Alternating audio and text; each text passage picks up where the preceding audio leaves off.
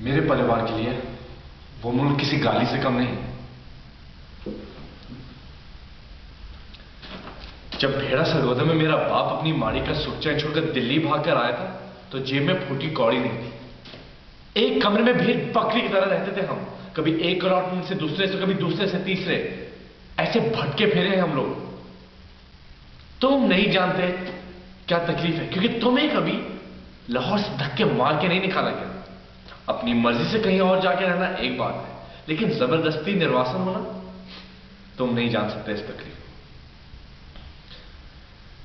मेरा दादा बेहरा के सदमे में पागल हो गया। बाप पटेल नगर रेफ्यूजी फ्लैट में खाली दीवारें तकता था और मेरी मां दिन रात कपड़े धोती थी कि उसके परिवार की इज्जत पे लगा हुआ कोई दाग देख ना ले।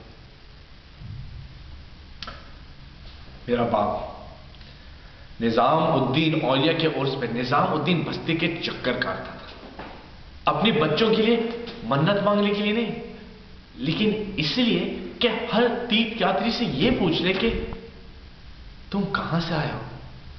और जब भी कोई उसे भेड़ा से मिल जाता था तो बस शुरू हो जाता था, भेड़ा की भारी दीवार सलामत है क्या, भेड़ावासी अभी भी कलक लगे शराब परवीज में सोते हैं।